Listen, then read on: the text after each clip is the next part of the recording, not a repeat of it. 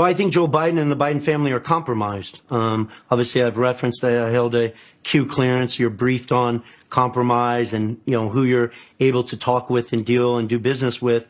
And I just don't see, given the history here and the facts, how Joe can't be influenced in some manner based on the history that they have here with CFC and stuff like that. So as a citizen and an American taxpayer, I'm very, very concerned. Tony Bobulinski, well-known international businessman who was asked by the Biden family to do business with them in China. He met with the former Vice President Joe Biden 2 separate times, and they talked about the China business deal. There is an enormous amount of detail and documentation that no one has refuted because it's real. This topic did come up because the president pushed it at last week's presidential debate. And what was notable was that Joe Biden didn't deny any specifics about his connections to the Chinese Communist Party, his family doing business there, he himself participating in that business. They are publicly accusing me of treason right now, treating me like I'm insignificant, or the 50 years of history that my family served this country is insignificant. This whole smear on Joe Biden comes from the Kremlin. When I saw Adam Schiff go on record talking about Russian disinformation after this email had been posted online by the New York Post, and remember that email was to me from James Gilliar, right? It wasn't, I wasn't blind carboned or CC'd on that. It was to me stating that I was going to be the CEO of this enterprise. I was at the end of my rope. And so I called Rob Walker and I told him that if that statement isn't retracted by Congressman Schiff by midnight on Sunday, that I was going on record and I was disclosing all the facts to the American government, to the American citizen, and the world. When the statement wasn't retracted, come Monday morning, I was ready to go on record. And how that record was, I was willing to go in front of any senator, any congressman, the Department of Justice, the FBI, or sit here with you, Tucker, and basically provide the facts to the American people and let them make their decision. This isn't a political focus of mine. People were accusing my family of treason after I served this country and defended this country. So were you surprised, given the trove of documents you have, given the credibility that I think is apparent that you have, that no other news organization took the time to unpack this story? Surprised is probably an understatement of the year. Shocked, because it would be different if this was my word against Jim Biden, Hunter Biden, and Joe Biden. Right. That would be a very slippery slope, not something I would take the personal and family risk on it. But I've provided more documents and facts that validate times, meetings, who participated.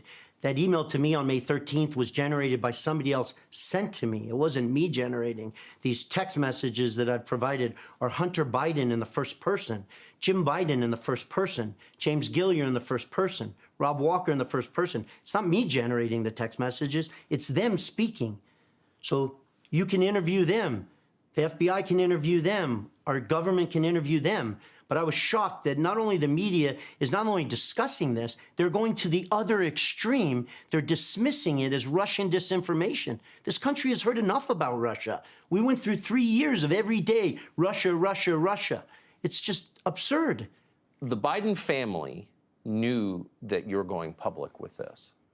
And you spoke to Rob Walker about it. Again, the self-described Biden family representative, and Biden family, meaning Joe Biden as well.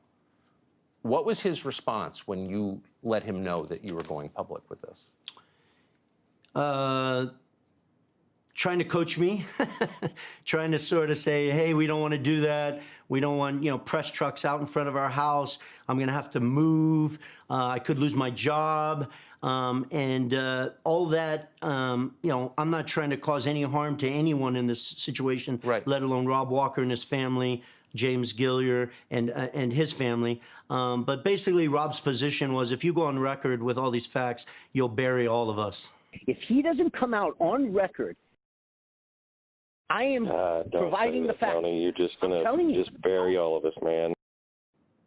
I was focused on pushing these guys to do the right thing, to demonstrate an ounce of integrity in front of the American people.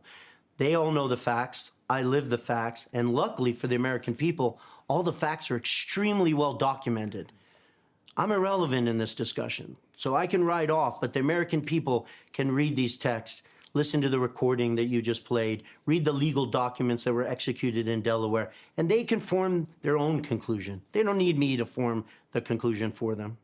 For those who might suspect that you didn't really have a lot of contact with Hunter Biden, give us a sense of some of the places where you had conversations with him, and over what time frame.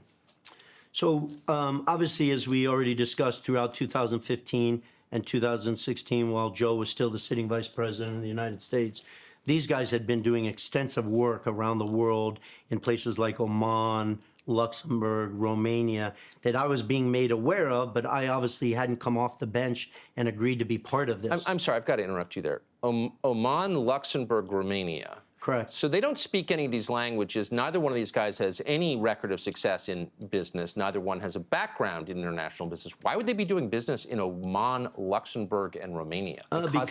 Because they have relationships and they have the Biden name that they're able to set up meetings and get people to jump through hoops in an interest to garner favor with the sitting vice president, Joe Biden.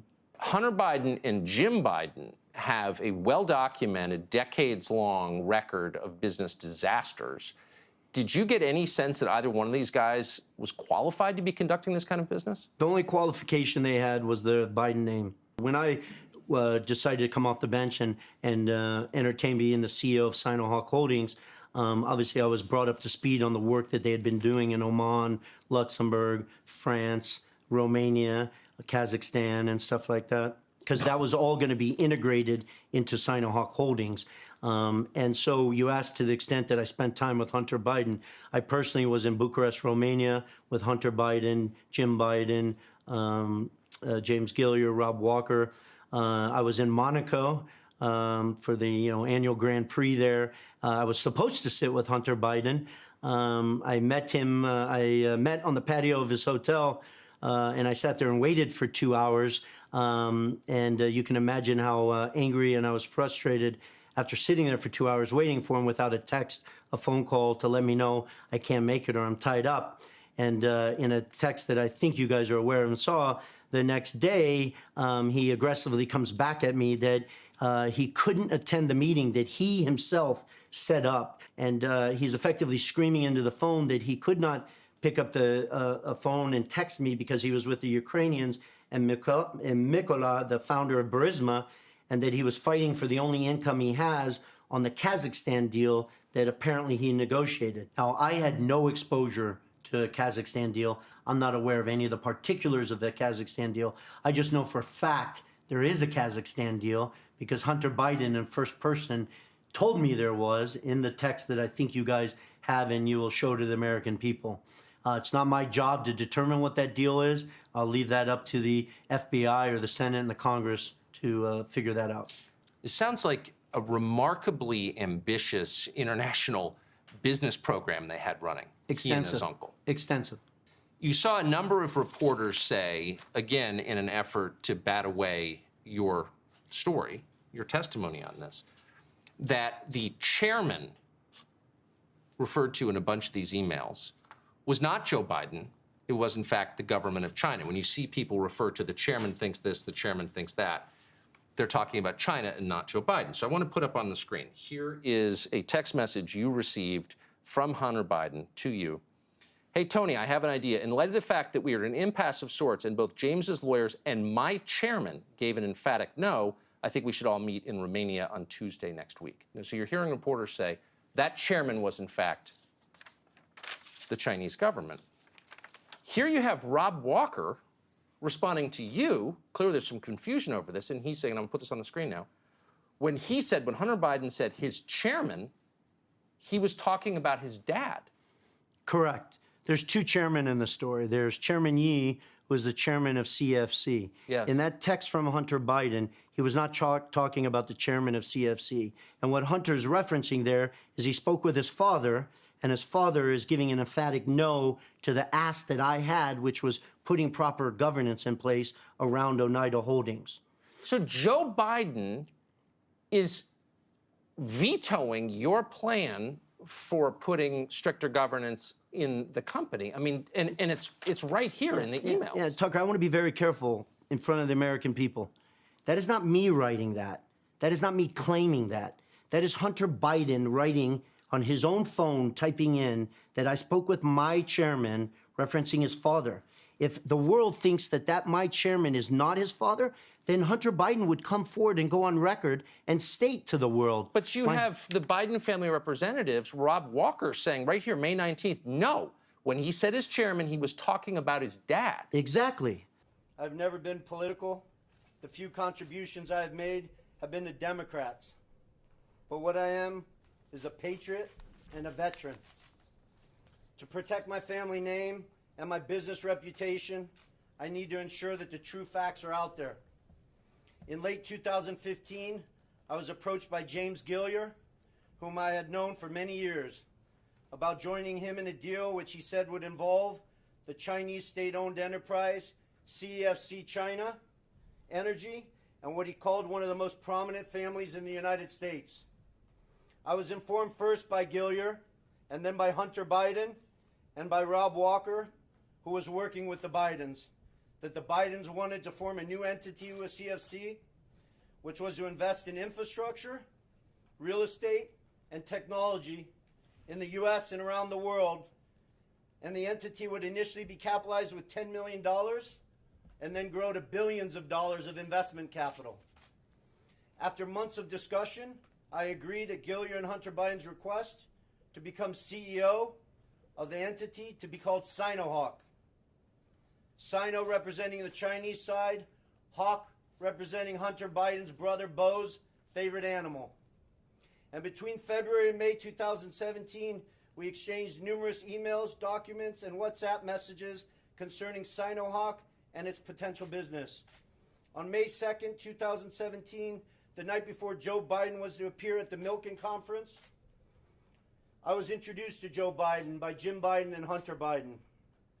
At my approximately hour-long meeting with Joe that night, we discussed the Biden's history, the Biden's family business plans with the Chinese, with which he was plainly familiar, at least at a high level. After that meeting, I had numerous communications with Hunter, Walker, Gilliar, and Jim Biden regarding the allocation of the equity ownership of Sinohawk. On May 13, 2017, I received an email concerning allocation of equity, which says 10% held by H for the big guy. In that email, there's no question that H stands for Hunter, big guy for his father, Joe Biden, and Jim for Jim Biden.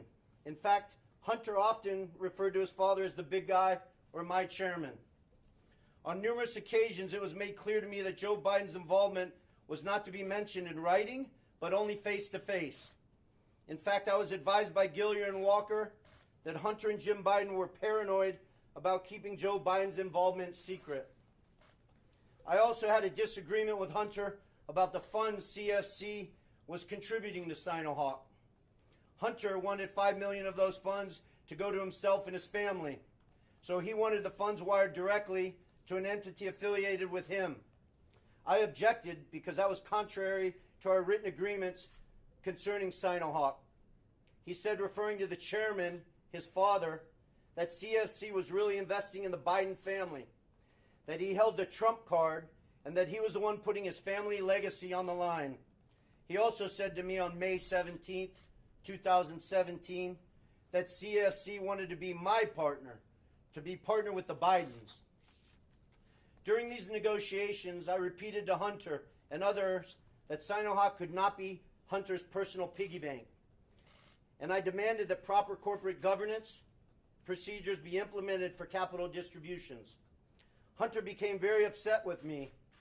CFC through July 2017 was assuring me the funds would be transferred to Sinohawk, but they were never sent to our company. Instead, I found out from Senator Johnson's September report that the $5 million was sent in August 2017 to entities affiliated with Hunter.